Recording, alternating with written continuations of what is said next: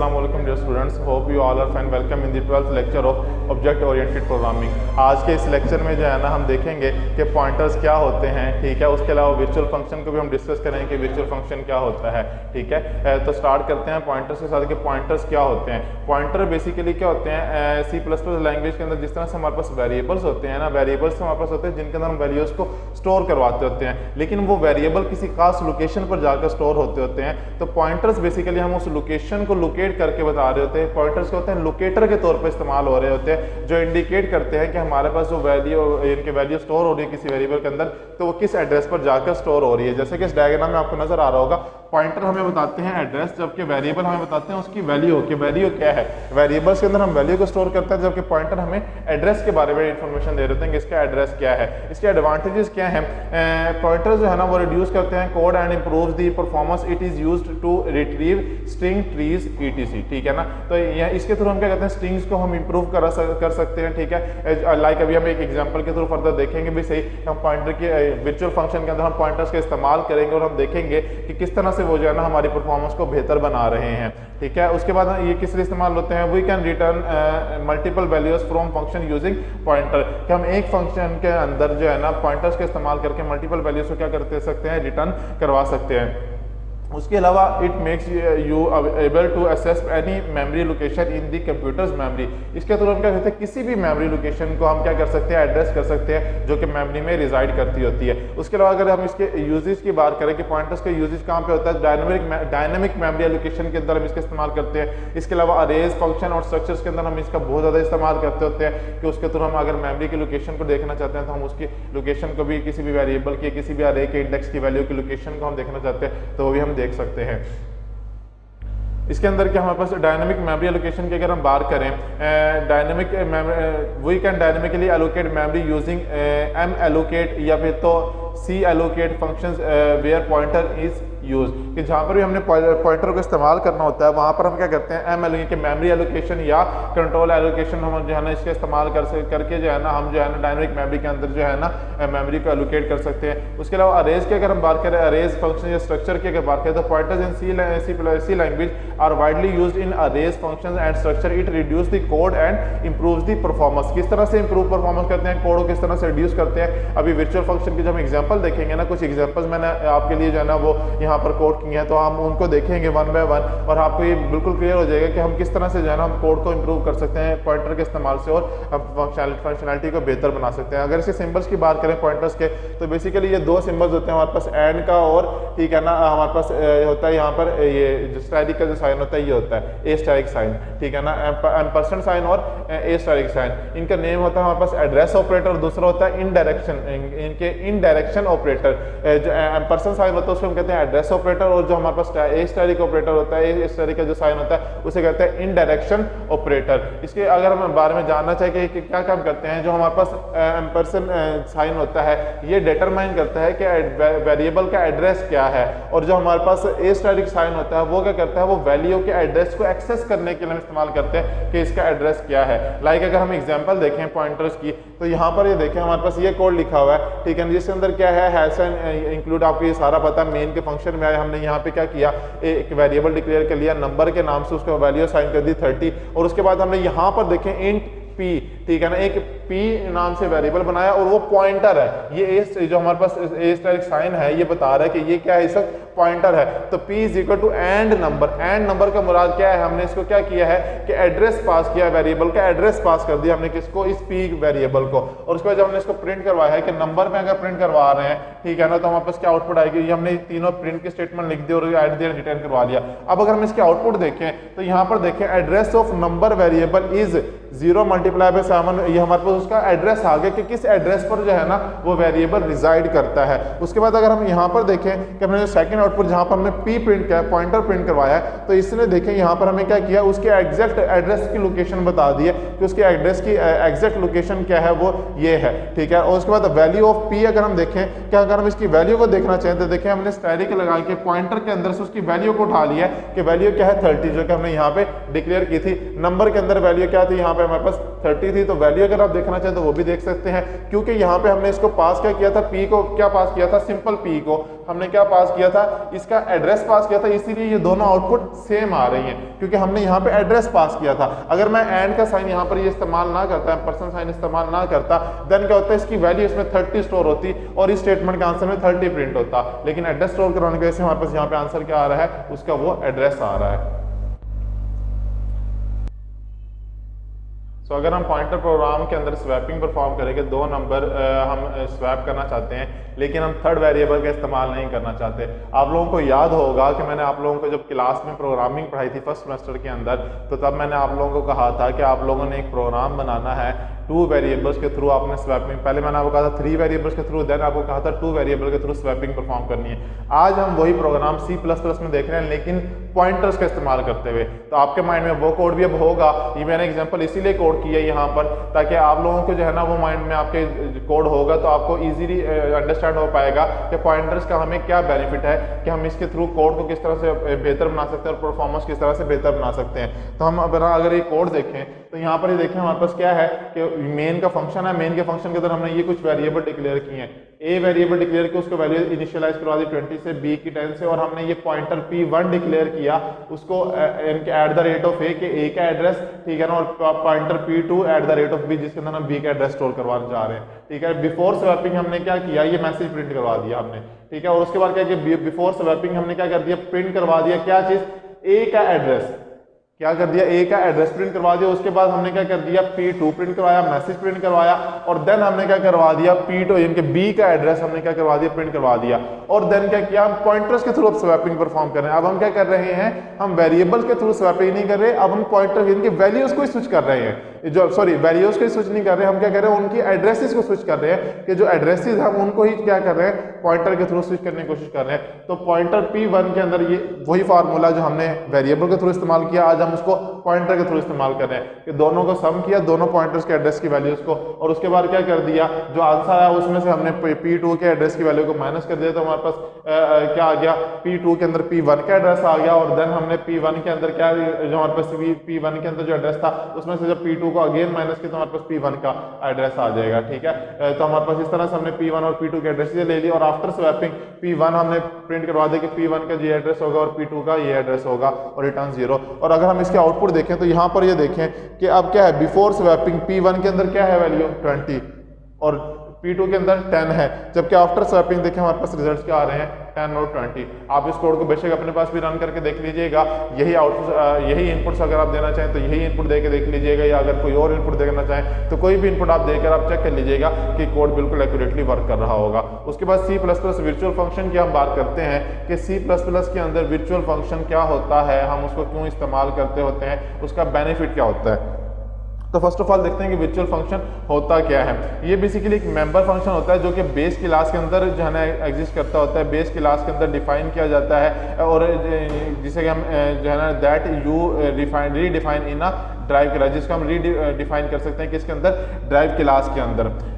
इसको हम जो है ना वर्चुअल के कीवर्ड के साथ जो है ना डिक्लेयर करते हैं। जब भी वर्चुअल फंक्शन बनाना होगा तो उसके लिए आपको वर्चुअल का कीवर्ड लाजमी लिखना होगा।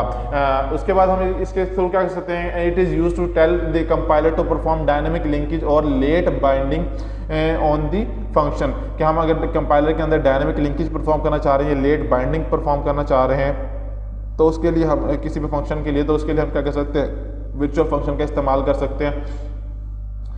So there is necessity to use the single pointer to refer to all the objects of the different classes. So we create the pointer to the base class that refers to all the derived objects. But when base class pointer contains the address of the derived class object, always execute the base class function. This issue can only be resolved by using the virtual function. तो यहाँ पे एक example के तौर मैंने code किया कि अगर आपके पास क्या है कि बेस क्लास के अंदर कोई फंक्शन एग्जिस्ट करता है, और सॉरी जो हमारा मेन क्लास के अंदर कोई फंक्शन एग्जिस्ट करता है ड्राइव, और हम ड्राइव क्लास के अंदर भी उसको बेस क्लास और ड्राइव क्लास दोनों में एक फंक्शन एग्जिस्ट करता है, और हम उसको जो है क्या करना चाहते हैं, अपडेट करना चाहते हैं या उसको जो है ना चेंज करना चाहते हैं, तो उसके लिए हमें क्या करना पड़ता है, हमेशा पॉइंटर्स का इस्तेमाल करना पड़ता है। इस केस में हमारे पास पॉइंटर्स जो है ना बहुत ज़्यादा हेल्पफुल साबित होते हैं कि हम बेस क्लास के ऑब्जेक्ट को या फंक्शन को चेंज कर सकते हैं या मॉडिफाई कर सकते हैं, किसके थ्रू, जो हमारे ड्राइव क्लास है उसके फंक्शन के थ्रू। using virtual function. ठीक है, a virtual is a keyword predicting the normal declaration of a function. तो virtual क्या है, कीवर्ड है जो predict कर रहा है normal declaration of a function. When the function is made virtual, C++ determine which function is to be invoked at the runtime based on the type of the object pointed by the base class pointer. तो जब भी हम function जो है ना वो बनाते हैं, वर्चुअल फंक्शन जब भी हम बनाते होते हैं C++ के अंदर, तो वो क्या करता है, रन टाइम बेस पर जो है ना वो ये बता रहा होता है कि ऑब्जेक्ट पॉइंटर जो है ना वो बेस क्लास पॉइंटर के साथ जो है ना वो किस तरह से लिंक करे, किस तरह से उसको मॉडिफाई करे, किस तरह से वर्किंग है. इसके रूल्स क्या है, हम रूल्स थोड़े से देख लेते हैं, क्योंकि ये बेसिक चीज़ें हैं. जैसा कि मैंने आप लोगों को लास्ट टाइम में बताया था कि हम लोग जो है ना कोशिश करते हैं कि पहले बेसिक समझ लें, उसके बाद हमें किसी भी किस्म का कोड अगर लिखना पड़ता है तो हम इजीली लिख सकते हैं. तो वर्चुअल फंक्शन के कुछ रूल्स होते हैं वो हम देख लेते हैं कि virtual function must be member of some class, कि वर्चुअल फंक्शन जो है ना किसी क्लास का मेंबर लाजमी होना चाहिए. ऐसा ना हो कि वो किसी क्लास के अंदर एग्जिस्ट ही नहीं करता और आप एक वर्चुअल फंक्शन बनाने लग जाए, तो उसके लिए फिर वर्चुअल फंक्शन वर्क नहीं करेगा, वो वर्चुअल फंक्शन क्रिएट नहीं होगा, उल्टा आपके पास एरर आएगा. Virtual function can not be static member, virtual function कभी भी स्टैटिक नहीं होना चाहिए. ठीक है ना. Virtual function are access through object pointers के थ्रू इनको एक्सेस करना चाहिए. Can be friend of an other class के वर्चुअल फंक्शन जो होते हैं वो किसी और क्लास के फ्रेंड भी हो सकते हैं, मीन्स किसी और क्लास के साथ इनका कोई लिंक भी हो सकता है. Virtual function must be defined in the base class even though it is not used. अगर वर्चुअल फंक्शन इस्तेमाल भी नहीं हो रहा तब भी इसको बेस क्लास के अंदर डिफाइन लाजमी करना होगा आपको. उसके अलावा क्या, the prototype of a virtual function of the base class and all the derived classes must be identical, कि इनकी प्रोटोटाइप्स होती हैं वो दोनों आइडेंटिकल होने चाहिए. ये नहीं होना चाहिए कि बेस क्लास में नाम कुछ और है और जो आप वर्चुअल फंक्शन क्रिएट करने जा रहे हैं वहाँ पर नाम कुछ और है, तो देन उसको उस सूरत में भी वर्चुअल फंक्शन क्रिएट नहीं होगा. If the two function with the same name but different prototypes C++ will consider them as the overloaded function, कि अगर आपने कोई ऐसा फंक्शन बना दिया है जिसकी जो इनके नेम है वो सेम है लेकिन उनकी प्रोटोटाइप जो है, उनकी डेटा टाइप जो है वो आपने डिफरेंट कर ली है, उनके प्रोटोटाइप डिफरेंट कर ली है, तो C++ वो ओवरलोडेड फंक्शन के तौर पे कंसीडर करेगा उन दोनों को, वर्चुअल फंक्शन कंसीडर नहीं करेगा. We can not have a virtual constructor but we can have a virtual destructor, कि वर्चुअल के जो फंक्शन हम क्रिएट करते होते हैं इसके अंदर हम वर्चुअल कंस्ट्रक्टर तो नहीं बनाते होते, लेकिन वर्चुअल डिस्ट्रक्टर जो है ना कि कहाँ पर फंक्शन को डिस्ट्रॉय होना है वो हम लाजमी डिक्लेयर करते हैं, डिफाइन करते होते हैं वर्चुअल फंक्शन के थ्रू. ठीक है. Can consider the situation when we don't use the virtual function. ये एक एग्जांपल मैंने आपके लिए ऐड की है कि इसमें हम देखते हैं कि जब हम वर्चुअल फंक्शन के इस्तेमाल नहीं कर रहे तब क्या होता है. अब यहां पर ये देखें कि हमने क्या किया है, एक क्लास बनाई. अच्छा, आप लोगों को याद होगा कि मैंने आप लोगों को इसी वीक जो है ना जो हमारी जूम मीटिंग हुई थी, मैंने उसमें आपको कहा था कि हमने अपनी, आप लोगों ने मुझे नेक्स्ट वीक में आप लोगों को एक टास्क असाइन करूंगा जिसमें ये होगा कि आप लोगों ने मुझे कोई गेम बनाकर देनी होगी और उससे रिलेटेड मैंने आप लोगों से कुछ लिंक्स भी शेयर किए हैं ऑलरेडी. ठीक है ना. तो आप अपने क्लास फेलो, जिन बच्चों के पास नहीं है वो अपने क्लास फेलो से जो है ना, और जिन बच्चों के पास वो इनके लिंक्स अवेलेबल हैं वो उनसे जो है ना कम्युनिकेट करके वो लिंक्स उनसे ले लीजिएगा. वहाँ पर डिफरेंट एग्जाम्पल्स गेम की हैं कि गेम किस तरह से डेवलप की जाती है. एक छोटी सी स्मॉल सी गेम जो है ना वो आप लोगों ने बनानी है इसके अंदर और मुझे बताना है, मुझे वो सबमिट करना है अपना प्रोजेक्ट. ठीक है ना. नेक्स्ट वीक तक, नेक्स्ट वीक जो हमारा वीकेंड होगा उस वीकेंड तक आप लोगों ने मुझे जो है ना अपना एक वो प्रोजेक्ट गेम बनाकर जो है ना वो सबमिट करनी है. ठीक है. अब मैंने उसी के लिए जो है ना, सपोज अगर आप एक गेम बनाने जा रहे हैं तो गेम अगर उसमें आप वेपन्स का इस्तेमाल कर रहे हैं तो हम उसके लिए फिर हमें क्या करना पड़ेगा, वेपन्स को भी हैंडल करना पड़ेगा और बाकी जो चीज़ें जो ऑब्जेक्ट होंगे उन सबको हैंडल करना पड़ेगा. तो उसी के लिए मैंने आप लोगों के ईज के लिए आज इस लेक्चर में जो है ना ये वाली एग्जाम्पल आप लोगों के लिए जो है ना वो ऐड की है, यहाँ पर ये वाला कोड ऐड किया ताकि आप जो है ना आपके लिए अगर ऐसे कोई बच्चा वेपन से रेलिवेंट कोई गेम बनाना चाहता है तो उसके लिए ये वाला कोड भी यूजफुल साबित हो सकता है कि वो इस कोड को इस्तेमाल करके अपनी मजीद कुछ मॉडिफिकेशन करके अपनी रिक्वायरमेंट के हिसाब से वो जो है ना अपनी गेम जो है ना वो इजीली डेवलप कर सकता है. तो फर्स्ट ऑफ ऑल मैंने क्या कर दिया, एक क्लास बनाई है किस नाम से, वेपन के नाम से, और उसके अंदर एक पब्लिक फंक्शन बना लिया जिसका नाम रखा मैंने लोड फीचर्स. कि क्या कर रहा है कि लोडिंग वेपन फीचर्स के वेपन, जब आपने देखा होगा पबजी आप लोग बहुत ज्यादा खेलते हैं. ठीक है ना. तो उसमें क्या होता है कि जब गोलियां खत्म हो जाती हैं तो आप लोग दोबारा उसको रीलोड करते हैं. ठीक है ना. वो बज़ाहिर वो माइनर सा जो है ना टाइम लगता है, वो इतना ज़्यादा फील नहीं होता कि वो गोलियां खत्म हो रही हैं कुछ हो रही हैं. ठीक है ना. तो लेकिन आप लोगों ने देखा होगा पबजी के अंदर आपको जब गोलियां खत्म होती है तो आपको रीलोड करना पड़ता है या गन चेंज करनी पड़ती है. ठीक है ना. अगर गोलियां बिल्कुल खत्म हो जाती हैं तो आप गन चेंज करते हैं या गोलियां ढूंढ कर उसको रीलोड करते होते हैं. तो वो क्या लोडिंग में टाइम लग रहा होता है, जितने वो लोडिंग हो रही होती है उतनी देर आप लोग क्या कर रहे होते हैं, खड़े होकर वेट कर रहे होते हैं. सिमिलरली उसके लिए एक फंक्शन होता है बैकएंड पे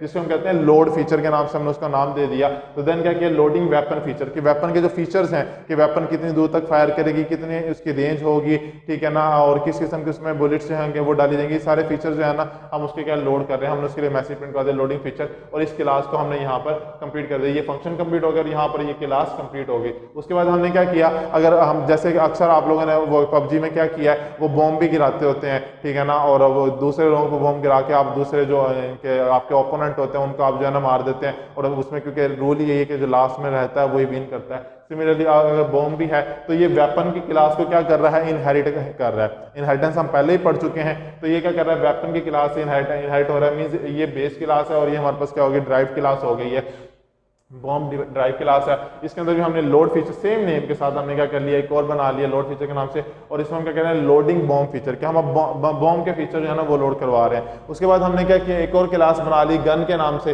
ठीक है ना, और वो भी ड्राइव करवा ली किससे, हमने बेस क्लास से जो कि वेपन थी, ठीक है, उसके अंदर भी हमने लोड फीचर के नाम से एक पब्लिक फंक्शन बना लिया, और उसके अंदर क्या किया, लोडिंग गन फीचर, क्या हम गन के फीचर का लोड कर रहे हैं, और हमारे पास ये 3 डिफरेंट हमने क्लासेस बना लिया। अब हम अपने मेन फंक्शन में आते हैं कि यहाँ पर हम कोड किस तरह से लिखेंगे। ये देखें, मैंने क्या किया, एक ऑब्जेक्ट क्रिएट किया, किसका, वेपन की क्लास का ऑब्जेक्ट किया है, क्रिएट किया, लेकिन पॉइंटर के थ्रू, ठीक है, और सिमिलरली बॉम्ब का भी क्रिएट कर लिया और गन का भी क्रिएट कर लिया ऑब्जेक्ट, और उसके बाद हमने क्या किया, पॉइंटर के थ्रू हम उसके फीचर्स को लोड करवा रहे हैं। और जब हम ऐसा करेंगे तो इसके बाद अगर हम आउटपुट की बात करें तो हमारे पास ये देखें कुछ इस तरह से आउटपुट आएगी, loading weapon features, loading bomb feature, loading gun feature, जो हमारे पास ये हैं, इनके थ्रू हम क्या कर रहे हैं, आउटपुट गेट कर रहे हैं, तो हमारे पास ये आउटपुट आएगी, ठीक है। सी आउट के थ्रू आप इनको प्रिंट करवा लीजिएगा, मैं यहाँ पे जो है मैंने वो मिस कर दिया कि मैंने सी आउट नहीं लिखा, लेकिन बेसिकली ये क्या हमारे पास हमने इवेंट्स बना रही है, तो इवेंट्स के थ्रू ये डायरेक्टली भी प्रिंट हो जाता है, ठीक है ना। तो अगर आप ये भी लिख लेते हैं तो इसके थ्रू भी आपके पास आउटपुट स्क्रीन पर ये नजर आपको आ जाएगी, ठीक है। होप सो ये आपको कोड जो है ना वो क्लियर हो गया होगा।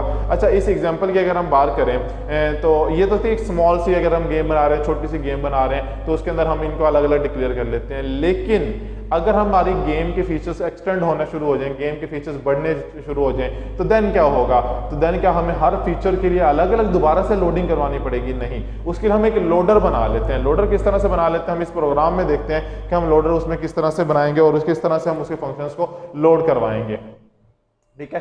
अब हमने क्या कर लिया, ये क्या करवा लिया, कंस्ट्रक्टर बना लिया। वेपन, हमने ये वेपन की क्लास बनाई, वेपन की क्लास के अंदर ये वेपन की क्लास का हमने कंस्ट्रक्टर बना लिया, उसके अंदर लिख दिया लोडिंग वेपन फीचर।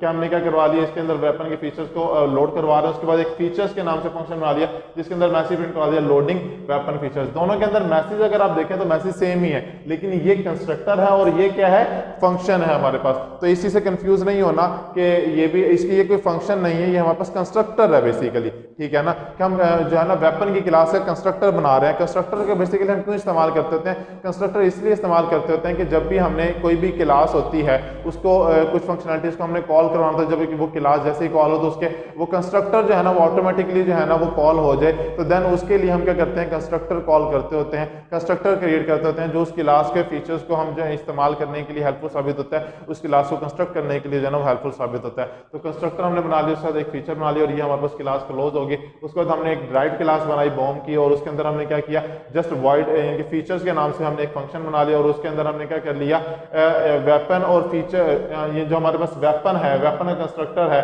ठीक है ना, वेपन का जो कंस्ट्रक्टर हमने बनाया इसके थ्रू हमने फीचर्स को जो क्या करवा लिया, हमने इनके ओवरलोडिंग परफॉर्म करवा लिया हमने फीचर के अंदर। हमने क्या कर दिया, अब लोडिंग बॉम्ब फीचर, अब हम क्या प्रिंट करवा रहे हैं, ये प्रिंटिंग करवा रहे हैं, हम क्या कर रहे हैं, लोडिंग बॉम्ब फीचर, ये हमने ओवरलोडिंग परफॉर्म कर दी साथ ही यहाँ पर, ठीक है ना। तो मेथड, इनके मेथड ओवरलोडिंग है, कंस्ट्रक्टर ओवरलोडिंग हम इसी को बोलते हैं कि हमने कंस्ट्रक्टर को ओवरलोड कर लिया। उसके बाद डन क्या किया, हमारे पास एक और हमने गन की क्लास बना ली जो कि इनहेरिट हो रही है कहाँ से, वेपन से, वेपन की क्लास से। उसके अंदर भी हमने वॉइड फीचर के नाम से एक फंक्शन बना लिया और उसके अंदर हमने क्या कर लिया, अगेन वेपन के कंस्ट्रक्टर के अंदर जो हमारे पास फीचर, वेपन का कंस्ट्रक्टर जो है ना वो कॉल करवाया, ठीक है ना। और फीचर का जो हमने जो ऑब्जेक्ट बनाया था, सॉरी यहाँ पे नहीं, वेपन ये यहाँ पर देखें तो वेपन का कंस्ट्रक्टर कॉल किया हमने, कंस्ट्रक्टर के साथ हमने क्या कर लिया, फीचर्स जो थे, फीचर का जो मेथड था, फीचर का जो फंक्शन था वो कॉल करवा लिया और हमने मैसेज किया, उसके बाद प्रिंट करवा दिया, ओवरलोडिंग मैंने परफॉर्म की, ठीक है ना, कि लोडिंग गन फीचर, कि अब हम गन के फीचर को लोड करें। उसके बाद एक लोडर बना लिया।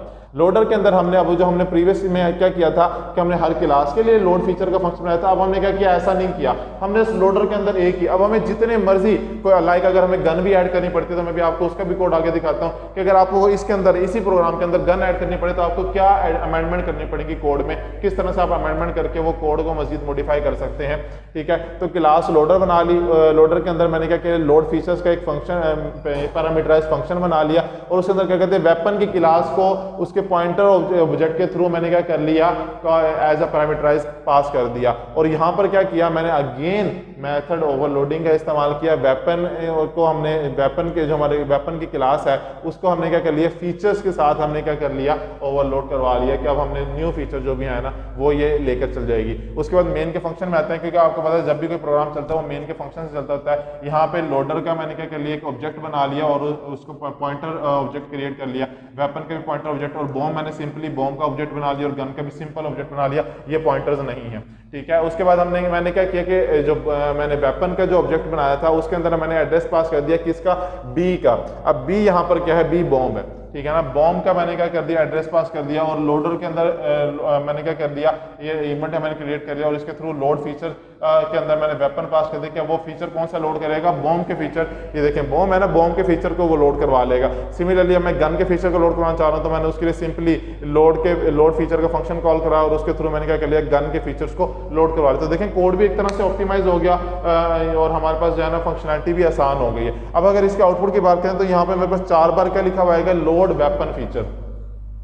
वैसे तो ये एक्यूरेटली काम कर रहा है लेकिन इसको 4 बार आउटपुट नहीं देनी चाहिए थी, 4 बार लोड वेपन फीचर नहीं देना चाहिए था। पहली दफा हम क्या कर रहे हैं, हम बॉम्ब के फीचर को इनके लोड करवा रहे हैं यहाँ पर और उसके बाद हम गन के फीचर को, तो इसे इन दोनों का देना चाहिए था, इसे 4 बार लोडिंग वेपन फीचर नहीं देना चाहिए था। तो ये इसमें एक प्रॉब्लम है। ये प्रॉब्लम बेसिकली क्यों है, इस प्रॉब्लम की बेसिक ये रीजन है कि हम जब जो इनिशियली जो हम वेपन का ऑब्जेक्ट जो हमने बनाया W is pointing to the B object, कि वो बॉम्ब के ऑब्जेक्ट को क्या कर रहा है, पॉइंट कर रहा था। And we try to load the feature of bomb object by passing it to load feature, कि हमने क्या किया, इसको ट्राई कर रहे थे लोड कर, ओवरलोडिंग परफॉर्म कर रहे थे ना, मेथड ओवरलोडिंग परफॉर्म कर रहे थे, तो हम उसके फीचर्स को जो है ना लोड करवा रहे थे बॉम्ब के ऑब्जेक्ट के थ्रू लोड फीचर्स को पास करके। ठीक है ना, उसके अलावा हम क्या कर रहे थे, आगे हमने जो लोड का जो ऑब्जेक्ट हमने इस्तेमाल किया है पॉइंटर के अंदर, उसका हम लोडर की क्लास के थ्रू क्या कर रहे हैं, ओवरलोड करवा रहे हैं। तो loading feature function of the loader class takes pointer to object of a weapon class as an argument. तो लोडिंग फीचर ने क्या किया कि लोडर क्लास का जो पॉइंटर था उसको वो वेपन क्लास के आर्गुमेंट के तौर पर यहाँ पर जैसे आर्गुमेंट पासिंग हमने की है ना फंक्शन में, ये देखें यहाँ पर हमने क्या किया, आर्गुमेंट पासिंग ही किया ना, तो वो इसको एज एन आर्गुमेंट लेकर जा रहा है। और इसी वजह से ये देखें यहाँ पर ये जो लाइन है, ये लाइन हमें क्या कर रही है, बेसिकली एज एन आर्गुमेंट लेकर जा रही है। दैट्स वाई उसने क्या किया, हमारे पास 4 दफा लोडिंग वेपन फीचर प्रिंट करवाया। अब अगर हमने इस प्रॉब्लम को सॉल्व करना है तो कैसे कर सकते हैं, ये देखें उसका ये तरीकाकार है। बाकी कोड हमारे पास यहाँ पर फर्स्ट ऑफ ऑल क्या करेंगे, वेपन की क्लास में आएगा, हमने उसका कंस्ट्रक्टर नहीं बनाया, सिंपली क्या कर लिया, वर्चुअल फंक्शन क्रिएट कर लिया। अब हम क्या कर रहे हैं, वर्चुअल, क्योंकि ये प्रॉब्लम आ गई ना हमारे पास, अब हम इस प्रॉब्लम को कैसे सॉल्व कर सकते हैं, वर्चुअल फंक्शन के थ्रू सॉल्व कर सकते हैं। तो हमने क्या किया, एक वेपन की क्लास के अंदर हमने एक वर्चुअल फंक्शन क्रिएट कर लिया, किस नाम से, फीचर्स के नाम से, और उसके अंदर हमने क्या कर दिया, लोडिंग वेपन फीचर्स का मैसेज प्रिंट करवा दिया। देन बॉम्ब की क्लास इनहेरिट करवाई वेपन के अंदर से, उसके अंदर फीचर्स का हमने ऑब्जेक्ट बनाया और उसके अंदर क्या किया, हमने वेपन की क्लास के अंदर फीचर्स को ओवरलोड करवा दिया इस फीचर से। ठीक है ना, इस क्लास के जो हमारे पास फीचर है बॉम्ब क्लास को, उसको ओवरलोड करवा दिया वेपन की क्लास के फीचर से। और अब क्या हमने वहां पे ओवरलोड करवाया, लोडिंग बॉम्ब फीचर, कि इसको हमने ओवरलोड करवा दिया। सिमिलरली यही काम हमने गन के लिए किया। और उसके बाद लोडर की जब क्लास में आते हैं तो देन हमारे पास यहाँ पर वही कोड है जो हमने प्रीवियसली अभी देखा। और मेन क्लास की अगर हम अब बात करें तो मेन क्लास में जैसे हम आते हैं तो यहाँ पर वही कोड है, कुछ चेंज नहीं किया हमने। ठीक है ना, सारा का सारा कोड वही है, सिर्फ क्या होगा हमारे पास अब आउटपुट चेंज आएगा। हमने चेंज सिर्फ एक जगह पे किया कि वर्चुअल फंक्शन बना दिया, बाकी सारा कोड हमारा वही है, सिर्फ एक वर्चुअल फंक्शन हमने चेंज किया और उसके थ्रू हमारे पास अगर अब हम आउटपुट देखें तो देखें बाकी सारा कोड वही है। लेकिन जैसे जैसे जो क्लास अब यहाँ पर अगर देखें तो वही काम किया कि लोडिंग वेपन फीचर, लेकिन बॉम्ब के करवा रहे हैं तो हमारे पास क्या हो रहा है, पहले तो लोडिंग वेपन फीचर, पहले तो हमें वो प्रिंट होगा, देन उसके बाद क्योंकि हमने यहाँ पे क्या करवा रहे हैं, लोड करवा रहे हैं किसके, वेपन के फीचर, हमारे पास बॉम्ब के फीचर, तो देखें बॉम्ब फीचर अपलोड हो रहे हैं, क्या ओवरलोडिंग करवा दी कि पहले हमारे पास एक्चुअल जो फीचर थे वो प्रिंट हुए, एक्चुअल फीचर क्या थे हमारे पास, लोडिंग वेपन फीचर, कि कोई भी वेपन उसके फीचर को अपलोड कर रहे हैं, कौन सी वेपन के फीचर को अपलोड कर रहे हैं भाई, तो हमें यहाँ पे हमने प्रिंट करवाया क्या कि हम बॉम्ब के फीचर को, ये देखें यहाँ पे हमने पास किया था ना एड्रेस बॉम्ब का, तो हमने क्या किया बॉम्ब के फीचर को हम क्या कर रहे हैं, तो बॉम्ब के फीचर अपडेट हो गए, ठीक है ना, सॉरी ओवरलोड हो गए। तो उसके बाद हमने अगेन यहाँ पर क्या करवा रहे हैं, इसके बाद हमने अगेन क्या किया, फीचर ओवरलोडिंग हमने परफॉर्म किया। तो पहले तो लोडिंग वेपन फीचर प्रिंट हुआ, देन उसके बाद किसके फीचर ओवरलोड कर रहे हैं भाई, गन के फीचर ओवरलोड कर रहे हैं। तो देखिए यहाँ पे हमारे पास क्या प्रिंट हो गया, लोडिंग गन फीचर। तो होप सो आपको वर्चुअल फंक्शन क्लियर हो गया होगा। अब हम नेक्स्ट जो है ना एग्जांपल देख लेते हैं इसकी, कि अगर मुझे इसके अंदर जो है ना नाइफ का ऐड करना है, कि नाइफ के बारे में, अभी तक तो मैंने वेपन की बात कर ली, जनरल गन की, वेपन तो कोई भी हो सकती है, गन भी एक वेपन है, बॉम्ब भी वेपन है, नाइफ भी वेपन है, इवन के पबजी के अंदर तो वो फ्राई पैन जो होता है वो भी एक वेपन के तौर पे इस्तेमाल होता है, कि फ्राई पैन के थ्रू भी जो है ना बंदों का, अगर आपकी बुलेट्स खत्म हो गए तो फ्राई पैन से बंदे मारने लग जाते हैं। या एरो जो होता है जिसे कि हम तीर बोलते हैं, तो तीर भी क्या है वेपन के तौर पे इस्तेमाल हो रहा होता है, ठीक है ना। तो अगर आपके पास इसी प्रोग्राम के अंदर अभी आप लोगों ने करना है, और ये प्रोग्राम मुझे मैंने आपको सारा कोड लिख के दे दिया है, आपने सिर्फ क्या करना है, मैंने यहाँ पर दोबारा से कोड इसलिए ऐड नहीं किया कि ये आप लोगों को मैं देखना चाहता था कि आप लोगों को प्रीवियसली कितना समझ आया। अब आप लोगों ने दो चेंजिंग करनी है। एक चेंजिंग क्या करनी है कि आपने एक और क्लास क्रिएट करनी है, किस नाम से, नाइफ के नाम से, और उसको इनहेरिट करवाना है किससे, वेपन से, और उसके अंदर फीचर्स का अगेन ओवरलोडिंग करवानी है, फीचर्स का एक मेथड बनाना है, फंक्शन बनाना है, और उसके अंदर क्या करना है, इस फीचर को अपने वेपन के फीचर से जो है ना ओवरलोड करवा देना है, और ये प्रिंट करवा देना है लोडिंग नाइफ फीचर। ओवरलोडिंग हम यही चीज करवा रहे हैं ना। और मेन की क्लास में जो हमने ये मेन की क्लास बनाई हुई है, ये मेन की क्लास, इसके अंदर आपने क्या करना है, ये 3 लाइनें ऐड कर देनी है, सिंपल, ठीक है ना।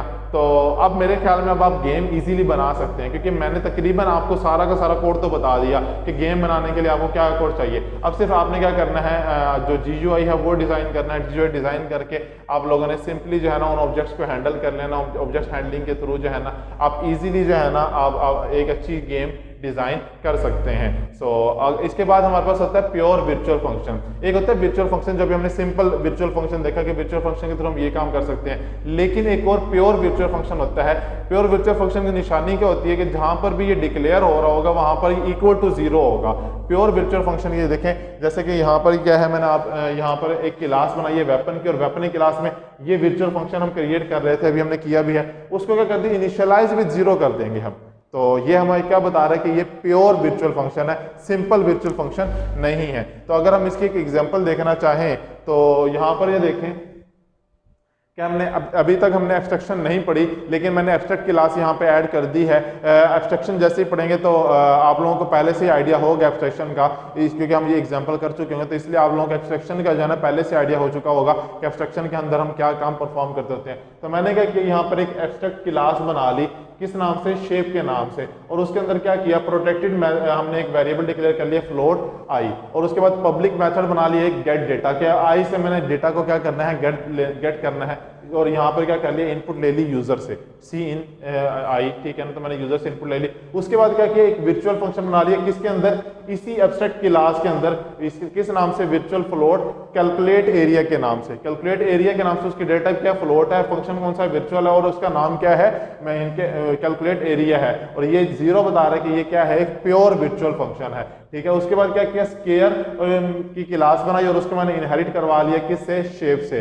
और देन क्या किया, कैलकुलेट एरिया के अंदर मैंने क्या कर दिया, रिटर्न करवा दिया आई इंटू आई, कि आई के अंदर जो भी इनपुट आ रही है उसको आई से मल्टीप्लाई करे, देन और वो रिटर्न करवा दे, और ये इसकी डेटा क्या रख दी, फ्लोट रख दी। और देन उसके बाद देखे तो एक सर्कल का मैंने सर्कल की क्लास बनाई, उसको भी मैंने इनहेरिट करवाया, ड्राइव करवाया किससे, शेप से। और देन उसके अंदर क्या किया, एक और फंक्शन बनाया कैलकुलेट एरिया के नाम से, लेकिन क्योंकि सर्कल का आपको पता है 3.14 इंटू आर का स्क्वायर, 3.14 आर का स्क्वायर होता है हमारे पास, तो हम क्या कर लेंगे, इसको आई इंटू आई कर दिया, कि जो भी हमने इनपुट ली है उसको मल्टीप्लाई कर दे, उसका स्क्वायर ले ले, और देन क्या कर दे, 3.14 से मल्टीप्लाई कर दे, तो हमारे पास सर्कल का एरिया निकल आएगा। मेन क्लास में अब आते हैं, मेन क्लास में आगे क्या किया, स्क्वायर एस और सर्कल एस, दो हमने क्या कर लिया, ऑब्जेक्ट बना लिए, दोनों क्लासेस का, स्क्वायर की क्लास का भी और सर्कल की क्लास का भी हमने क्या कर लिया, ऑब्जेक्ट बना लिया। उसके बाद देन क्या किया, एक मैसेज प्रिंट करवा लिया, enter length to calculate the area of a square. जैसे ये किया उसके बाद मैंने क्या किया, एस जो हमारे पास स्केयर की क्लास है उसके थ्रू मैंने गेट डेटा का जो है ना वो फंक्शन बना लिया, गेट डेटा का फंक्शन कॉल कर लिया। अब एस किसका ऑब्जेक्ट है? स्केयर की क्लास का। तो स्केयर की क्लास हमारे पास देखें कहां पर है, स्केयर की क्लास यहां पर है, क्योंकि ये इनहेरिट कर रहे हो रही है किससे? शेप से, तो इसीलिए ये इस फंक्शन को क्या कर सकती है? कॉल कर सकती है। और ये फंक्शन क्या है? पब्लिक है। अगर ये पब्लिक ना होता तो तब भी फिर क्या होता? अगर ये प्रोटेक्टेड होता तो हमारे पास क्या होता? जरा इसको प्रोटेक्टेड जो है ना वो करके देखिएगा और देन आप लोगों ने मुझे बताना है कि प्रोटेक्टेड करने से इसको क्या होगा, ठीक है ना। जो भी आपके सामने रिजल्ट्स आए आप उनको मेरे साथ शेयर करेंगे, देन हम इस पर डिस्कशन कर लेंगे अपने लाइव सेशन के अंदर कि अगर आप इसको प्रोटेक्टेड करते हैं या प्राइवेट करते हैं तो देन उस केस में इसके ऊपर क्या इफेक्ट्स होते हैं, ठीक है। लेकिन फर्स्ट ऑफ ऑल आप लोगों ने खुद ट्राई करना है। जब तक आप ट्राई नहीं करेंगे तब तक जो है ना हम इस पर डिस्कशन नहीं करेंगे। पहले ट्राई करें, क्योंकि कुछ चीज़ें होती हैं जो आप लोग खुद ट्राई जब तक नहीं करेंगे तब तक आप लोग सीख नहीं सकते, ठीक है। इसीलिए मैं आप लोगों को साथ साथ असाइनमेंट्स भी देता रहता हूँ ताकि आप लोग उनको खुद से प्रैक्टिस करें। कोडिंग मुश्किल नहीं है, सिर्फ क्या है? प्रैक्टिस मांगती होती है। उसके अंदर अब हम देखें यहाँ पे क्या किया, गेट डेटा का फंक्शन कॉल कर लिया, क्योंकि ये ड्राइव क्लास है तो इसलिए इस फंक्शन को एक्सेस कर सकते हो, ये वैसे पब्लिक है, ठीक है ना। तो ये ड्राइव क्लास इसको इजीली एक्सेस कर सकती है। यहाँ पर आया तो उसने क्या किया, इनपुट दी यूजर ने सपोज एंटर कर दिया 3 जैसे एंटर किया, उसके बाद हम आगे आ रहे हैं तो यहाँ पर हमने क्या किया कि area of square S calculate area, S calculate area कहाँ पर है हमारे पास? इस यहाँ पर मौजूद है कैलकुलेट एरिया। स्क्वायर का कैलकुलेट एरिया करना है तो यहाँ पर आएगा 3 × 3 9 हो जाएगा, तो हमारे पास रिटर्न क्या हो जाएगा? 9, और यहाँ स्क्रीन पे प्रिंट हो जाएगा 9। लेकिन इस केस में अगर हमारे पास यूजर ने जो मैंने जमीन के प्रोग्राम में टाइप किया था और इसको मैं प्रैक्टिस कर रहा था तो देन मैंने क्या किया था? 2 एंटर किया था, तो 2 × 2 4 हो जाएगा। तो देखें आउटपुट में क्या प्रिंट हुआ है? स्क्वायर का एरिया 4 है, ठीक है। उसके बाद देन हमारे पास क्या, हमने इनके लाइन को ब्रेक किया यहाँ पर मैंने, और फिर क्या किया? Enter radius to calculate the area of a circle, ये मैसेज प्रिंट करवा दिया। तो देखें हमारे पास ये मैसेज प्रिंट हो गया। उसके बाद उसके बाद मैंने क्या किया? C.get डेटा, तो C.get सी क्या है? किसका ऑब्जेक्ट है? सर्कल का ऑब्जेक्ट है, सर्कल का ऑब्जेक्ट है तो इसलिए हमारे पास क्या हो जाएगा? सर्कल देखें यहाँ पर है, तो यहाँ पर है तो हमारे पास क्या है? C.get area, gate data, gate data कहाँ पर यूज करता है? यहाँ पर, क्योंकि ये क्लास भी इनहेरिट हो रही है किससे? शेप से। तो देन ये यहाँ आएगा, यहाँ पे इनपुट लेगा। इनपुट मैंने क्या एंटर की? 5 एंटर की। 5 एंटर करने के बाद ये 5 × 5 × 3.14, तो हमारे पास आंसर क्या आ जाएगा? 78.5। तो अगर प्रीवियस में हमने इस केस में अगर इनपुट दी 4 तो हमारे पास आंसर आएगा 16, 2 देंगे तो आंसर आएगा 4, 3 देंगे तो आंसर आएगा 9, और जो भी आप इनपुट देंगे उस हिसाब से वो आपका आंसर आएगा। और इसी तरह से अगर आप सर्कल के लिए जो भी इनपुट देंगे उस हिसाब से वो आपको आपका जो रिजल्ट है वो कैलकुलेट करके आपको बता देगा। सो ये हमने एक वर्चुअल फंक्शन भी देख लिया कि वर्चुअल फंक्शन किस तरह से इस्तेमाल होता है। आज के लेक्चर के लिए इतना ही था। इंशाल्लाह अपने नेक्स्ट लेक्चर में जो है ना हम पॉलीमॉर्फिज्म का भी हमारा एक लेक्चर रहता है, एक एग्जाम्पल और सॉल्व करेंगे और साथ में इनकैप्सुलेशन को इंशाल्लाह डिस्कस करेंगे। तब तक अपना ख्याल रखिएगा। अल्लाह हाफिज़।